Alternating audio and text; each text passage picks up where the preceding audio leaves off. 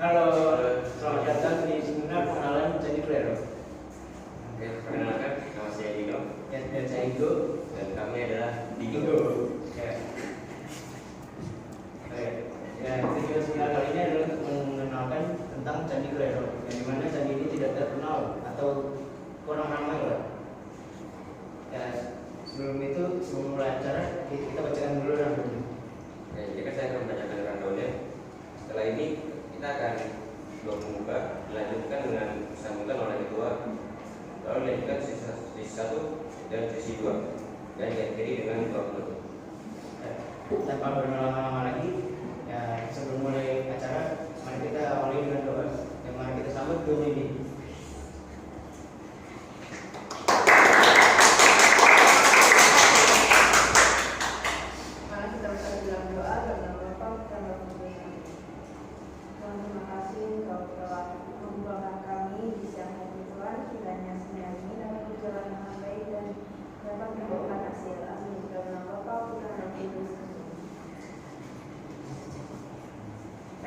Habis doa ngapain?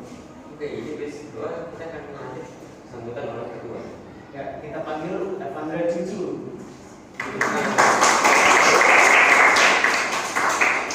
Ya, oke, selamat sore semuanya. Selamat sore untuk Bapak Ibu guru serta teman-teman yang terkasih. Perkenalkan, saya Evan, yaitu sebagai ketua atau perwakilan kelompok pengenalan Candi Klero. Di kesempatan yang berbahagia ini, saya ingin menyampaikan dengan senang saya akan berduyun mengenai Candi Klero yang kurang diminati.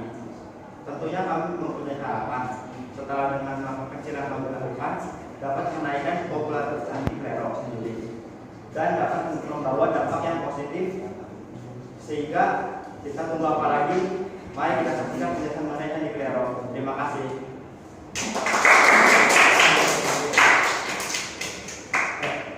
Setelah doa dan sambutan, ya kita mulai aja ya. Kita sambut pembawa acara kita Yulis dan Ines. Silakan.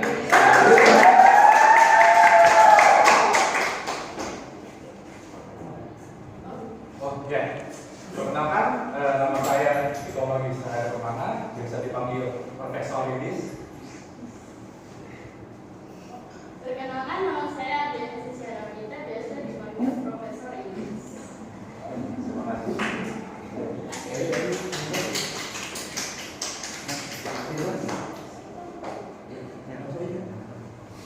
Ya, jadi halo semuanya.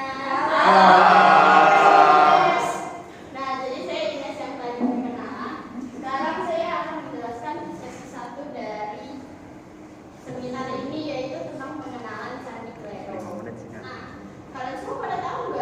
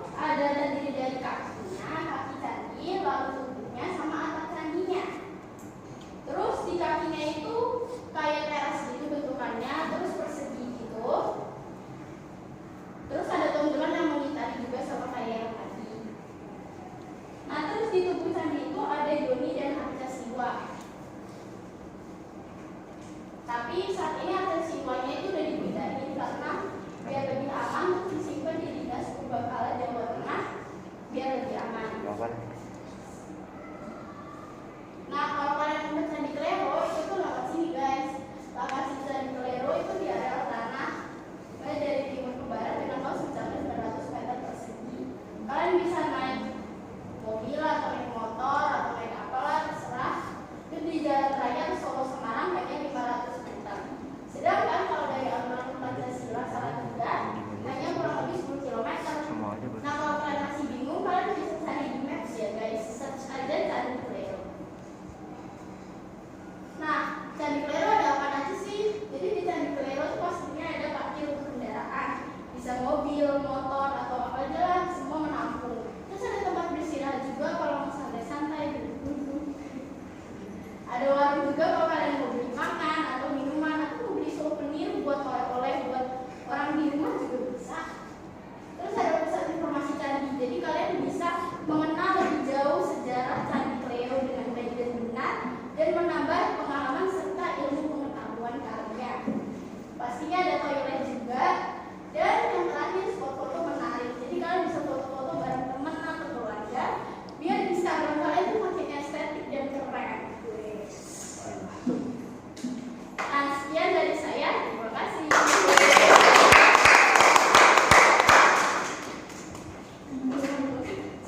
Oke, terima kasih Profesor Ines atas penjelasannya di sesi pertama. Sekarang di sesi kedua diisi oleh saya, Profesor Ines. Nah, kenapa sih Candi Klero ini kurang diminati? Dan di sini saya sudah memberikan 4 alasan atau 4 penyebab. Yang pertama, akses lokasi yang cukup jauh dari daerah perkotaan sehingga menyebabkan kurangnya minat orang untuk mengunjungi candi.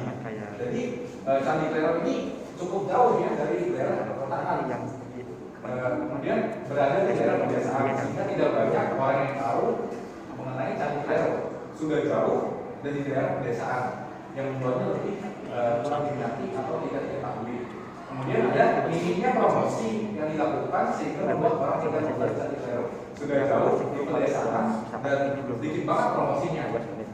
Terus yang keempat, masyarakat sekitar ingin daerah candinya tetap lestari dan terjaga, dan ingin tidak banyak orang yang tahu mengenai keberadaan Candi Klero ini. Jadi orang-orang di sana tuh tidak ingin orang banyak tahu bahwa ada candi di situ. Nah, di sini saya juga memberikan 4 solusi. Yang pertama, peningkatan fasilitas. Nah, kenapa fasilitas saya tingkatin? Karena jika kita meningkatkan fasilitas di Candi Klero ini, kita bisa membuat pengunjung tidak terlalu mempedulikan jarak yang jauh itu. Kemudian memberi petunjuk di sekitar pedesaan.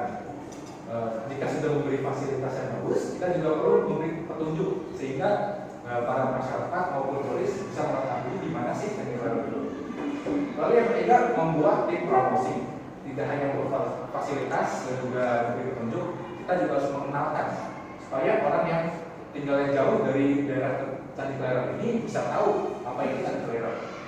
Kemudian memberikan edukasi. Nah, khususnya ini edukasi kepada warga sekitar supaya tuh mereka mau menerima turis-turis yang pengen datang ke Candi Klero ini. Nah, berikutnya itu ada pasang Candi Klero. Candi Klero ini hanya terdiri dari satu bangunan induk seperti yang ada di gambar, yang berisi yoni saja tanpa disertai lingga yang menjadi ciri khas bangunan candi bercorak agama Hindu pada bentuknya. Nah, di halaman Candi Klero ini dekat dengan pintu masuknya ada yang namanya situs Watu Lumpang, lengkap dengan alunya, yang terbuat dari batu andesit. Nah, bentuk bangunan Candi Klero ini sangat unik ya. Morfologi Candi Klero terdiri atas bagian kaki, bagian tubuh, dan bagian atas. Nah, bagian kaki ini berbentuk teras yang berbentuk persegi panjang yang berukuran 14 meter, 14 kali 14 kali 1,4 meter. Kemudian pada bagian atas teras tersebut terdapat tonjolan-tonjolan yang mengitari bagian tubuh candi. Tonjolan tersebut diduga dahulu merupakan landas atau atap yang berfungsi untuk menyangga tiang. Pengunjung dapat menaiki teras melalui anak tangga berhias makara yang tampak belum selesai dikerjakan. Misalnya di sini ada gambarnya.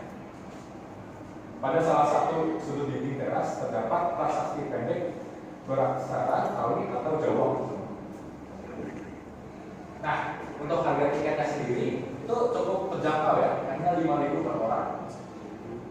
Tergolong sangat murah kan? Ayo sama-sama kita ramaikan Candi Klero yang merupakan budaya tradisional di Indonesia.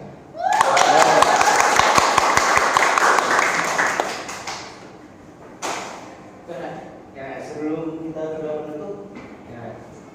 Klero ini sebenarnya sangat menarik ya ini.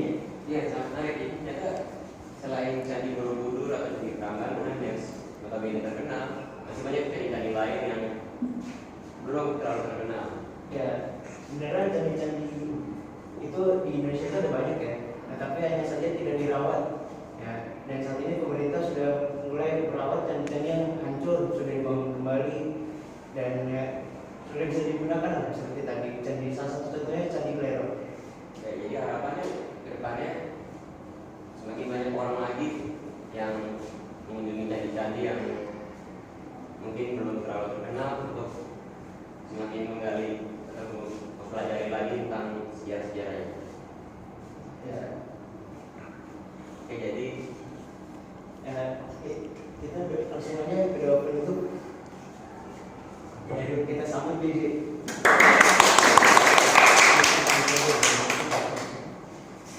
Mari para penonton, Bapak Ibu sekalian, saya telah dalam Bapa, Putra dan Kudus. Amin.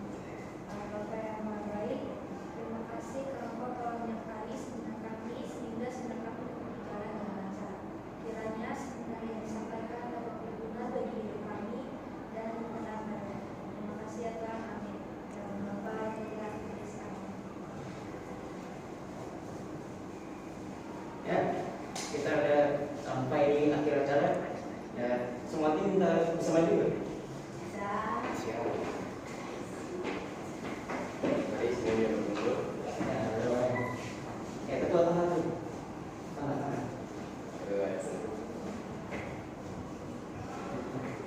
Nah, jadi harapannya setelah kami melakukan presentasi mengenai Candi Klero ini, kami berharap supaya masyarakat di luar sana bisa lebih mengenal lagi mengenai Candi Klero dan mempunyai niat untuk mengunjungi ke Candi Klero tersebut, dan juga kami mempunyai harapan agar kedepannya pemerintah dapat memperhatikan candi-candi yang kurang terlatih atau kurang diminati agar budaya tradisional tersebut dapat terus terjaga dan budaya tersebut dapat terus berlangsung. Itu saja pesan khusus dari kami. Mohon maaf bila ada salah kata atau perbuatan yang kurang menyenangkan. Kami dari kelompok Candi Klero izin pamit undur diri. Terima kasih.